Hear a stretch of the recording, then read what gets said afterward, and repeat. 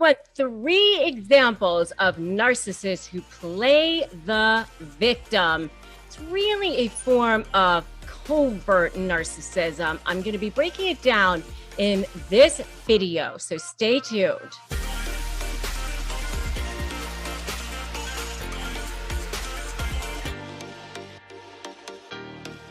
Hey there, I'm Rebecca Zung. I am a narcissist negotiation expert, and I'm also an attorney.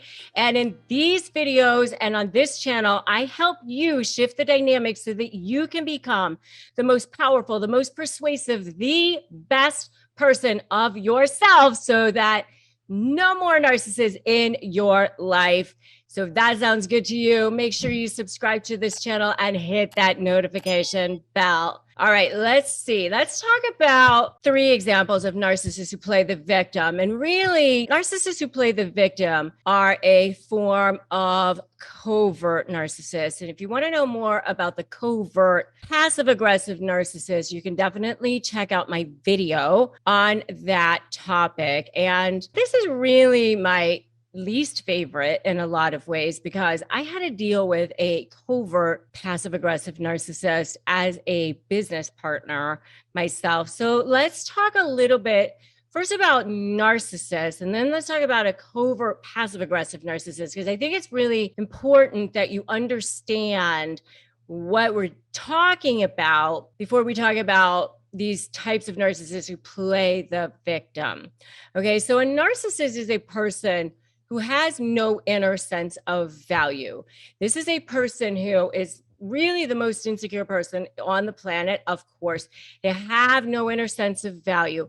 And because of that, I kind of liken it to a person who's like literally starving. They're starving for attention. They just need so much to have love and all of that. But it's almost like those receptors have closed in a way. It's like if a cell has receptors or something, it's like there's a damage that has been done and nothing can really go inside anymore. So it's not like you can love them and it'll go and penetrate. It's like they're starving, but you can't feed them. It's like this black hole in a way, but yet they're starving. They feel like they have to grab food wherever they can. And this food that they're trying to grab is what we call narcissistic supply. And they're trying to feed their ego with it all the time. Feed, feed, feed, feed, feed. They're going to try to feed it with external stuff. And, it's going to either come in the form of what I call quote unquote good things, which is kind of the external things that you see, like adulation, compliments, money, prestigious friends, prestigious jobs, all the things that you necessarily see. And then there's like what I call the dark underbelly of narcissistic supply, which is things that they wouldn't necessarily want people to see, which is the devaluing people, degrading people, treating people poorly. And they wouldn't necessarily want people to see that they treat people badly all the time. They know that they shouldn't necessarily do that. So usually they do that in private or whatever. We're going to get into this, the ones who play the victim here in a second. So those are, how they get their supply in a lot of ways. Okay. And then there's like the covert narcissist, the overt narcissist, all those sorts of things. Okay. And it is a bit of a spectrum. And when you're going to negotiate with them, which is what I focus on, it's a very special type of situation because it's not like a give and take the same way as when you're dealing with a normal, reasonable person. You can't have a situation the same way. You do have to deal with it in a very different way. Okay, so let's talk about these narcissists who play the victim. These are the ones who aren't the ones out there bragging and boastful, telling everybody how great they are. They are the ones that are much more tending to be what I call more passive aggressive. They seem more downtrodden. So the first one is, I'm not good enough. This is the one that's like, they're always putting themselves down. I'm not good enough to play that game, or I'm not good enough to go date that person, or I'm not good enough to go try out for the play, or to go apply for that scholarship, or whatever it is. But a lot of times, this particular narcissist is doing this because they are trying to get people to pay attention to them. And it's, again, it's a way of manipulating. It's a way of manipulating people around them. And sometimes they do it to pit people against each other. And sometimes they do it to get people to feel guilty. Sometimes they do it to get people to not do things that they would normally do, or like have a life or whatever. So this is number one, the I'm not good enough narcissist. Number two is the you're the bad one.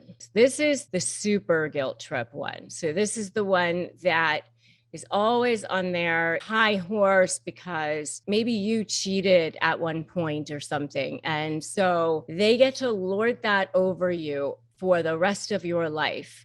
And because of that, they never have to ever look at anything that they ever did. One of the perfect examples I've seen of this is when I was practicing law and I practiced divorce law. I would see, for example, a situation where a husband would be, unfaithful. The wife would get to tell everybody that the husband had been unfaithful and the person was the bad one. And, she got to play the victim. But what she didn't mention was that, she had sex with the husband in like 5 years before that.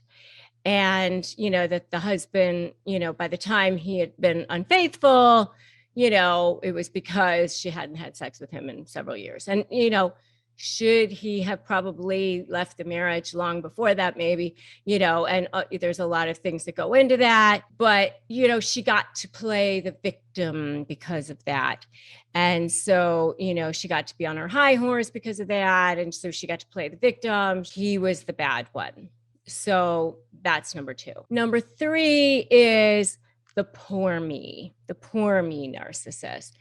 This is the one that uses their sob stories as a reason to not have a life, as a reason to never do anything with themselves, right? Like they constantly have attention for themselves because it allows them to continue to get attention that way. And, there is a payoff sometimes for being the victim. And, for those of you who are out there watching this, I want you to listen to this sometimes, because as long as sometimes you allow yourself to be the victim, or that you point the finger at the other person as being the villain, then that continues to have you be the victim. And I want you to remember, I'm not saying that you're the narcissist at all, by the way, but I'm just saying, don't continue to have yourself be a victim either.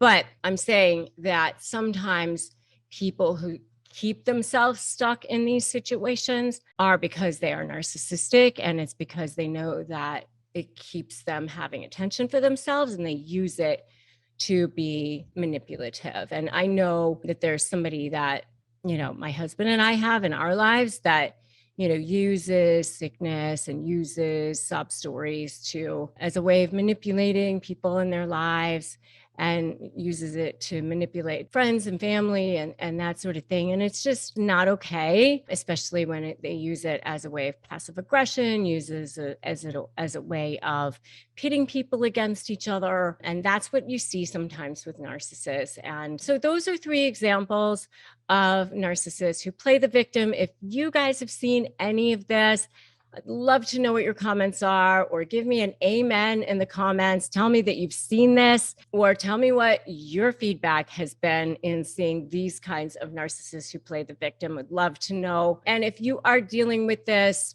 please grab my free Crush My Negotiation prep worksheet at winmynegotiation.com. It's a free ebook so that you can get started with your negotiating. I've had people win their entire negotiations just on my ebook, by the way. It's that good. Please make sure that you like this video and share it so that other people can get this information, and you subscribe to this channel, hit that notification bell.